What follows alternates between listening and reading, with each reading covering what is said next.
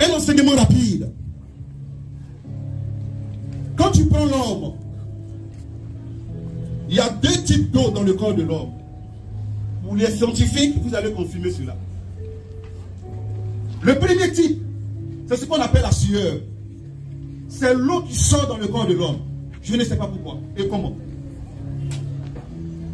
Mais le deuxième type s'appelle les larmes.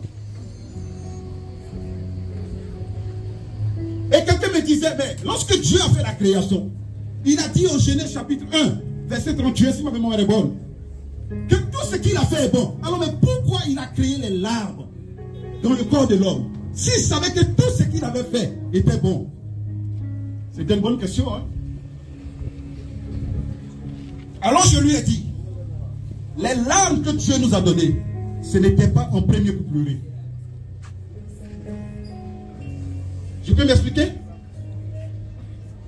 Quand tu marches, et puis tu prends par accident un insecte dans tes yeux, qu'est-ce qui se passe? Les larmes coulent pour te protéger, pour nettoyer tes yeux. Les larmes que Dieu a créées, ce n'était pas pour qu'on pleure. Mais c'est parce que l'homme a péché. En Genèse chapitre 3, que la mort est rentrée. Et aujourd'hui encore nous pleurons. Sinon dans le plan de Dieu, les larmes ce n'était pas pour pleurer, mais c'est pour protéger tes yeux et les rendre humides.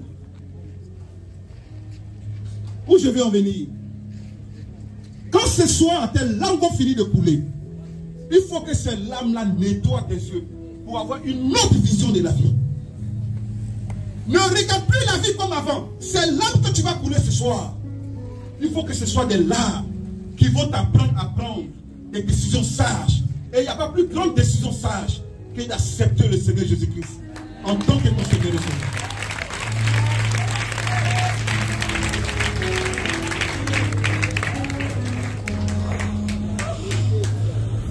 La vie est une vanité. La vie est une vanité. Oui. Certains diront que mais, la vie ne vaut rien. Mais rien ne vaut la vie avec Jésus-Christ. On peut causer? Tu rentres dans ce monde, dans les bras des autres.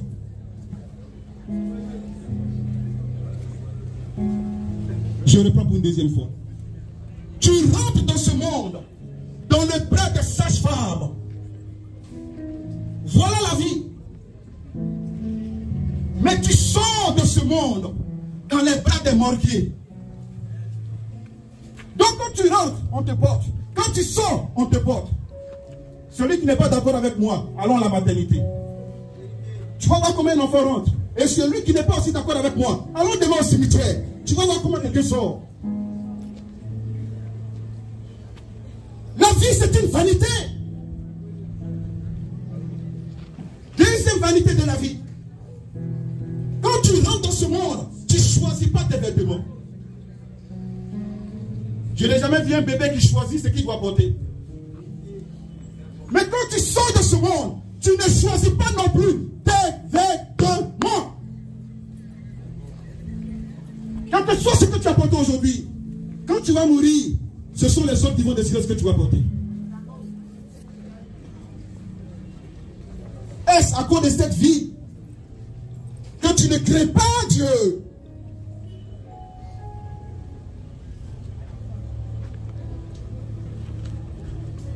Tu rentres dans cette vie, tes yeux sont stériles. Je m'explique. Je n'ai jamais vu un bébé qui rentre dans ce monde et qui commence à reconnaître son père et sa mère. Il naît aveugle. C'est seulement par la grâce de Dieu qu'après quelques semaines, il commence à voir. Mais de la même façon, tu sors de cette vie, les yeux fermés. C'est quel cadavre qui se retourne pour saluer quelqu'un?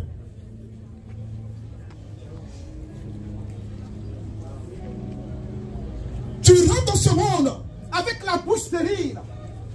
Le bébé ne parle pas. Mais quand tu en ressors, ta bouche est fermée. Voilà la grandeur de ton Dieu. Pour montrer que tu n'es rien sans Dieu.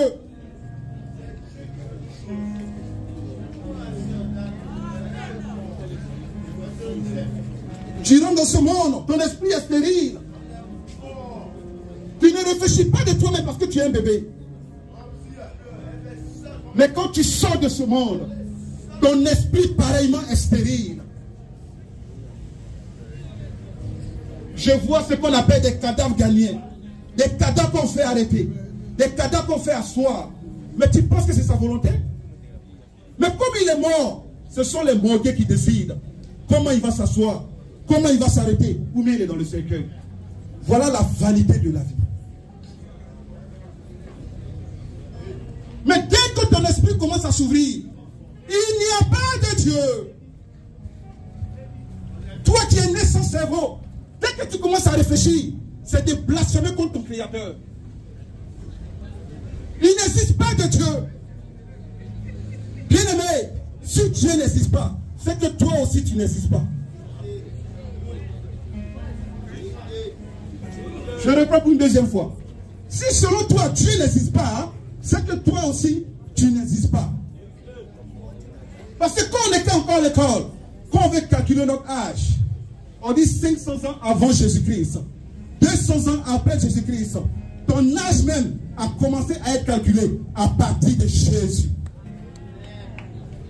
Donc quand tu le réunis même ton jour de naissance, parce que ton âge a approché à Jésus-Christ.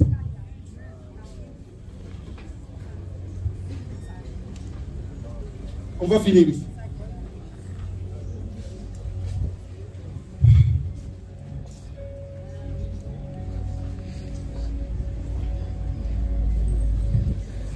Quelqu'un va me dire que la vie existe. Mais je vais répondre à cette personne et cela va vous choquer. La vie n'existe pas. C'est la mort qui est peut-être réelle. Je m'explique. C'est sûr que nous allons tous mourir. Mais est-ce que c'est sûr que tu seras ici l'année prochaine? Est-ce qu'on se comprend? Donc tu es sûr que tu vas mourir, c'est sûr. Mais tu ne sais pas si demain tu seras là. Donc la vie n'existe pas. C'est la mort qui est réelle. Voilà pourquoi pendant que tu as encore le souffle de vie, accepte le Seigneur Jésus-Christ en tant que ton Seigneur et Sauveur. Mets ton âme à l'abri des tourments. Qui d'entre nous peut garder sa main 2 minutes sur le gaz? Laissons même le gaz, une bougie. 5 minutes sur la flamme de la bougie. Tu ne peux pas accepter ça. Mais tu penses que tu peux brûler éternellement en enfer. Et une autre révélation. L'enfer n'a pas été réglé pour les hommes. C'est comme ceux qui ont des micro-ondes. Quand tu veux faire la bouillie, tu mets 28. Quand tu veux faire la sauce, tu mets 50. L'enfer a été réglé pour des anges déchus, des esprits. Dans le feu là, c'est fait pour brûler des esprits. Maintenant toi qui es chair et qui te retrouves là-bas, imagine la souffrance. Voilà pourquoi le Seigneur dit, il y aura des pleurs et des grincements dedans. Parce que c'est pas un lieu qui est fait pour la chair.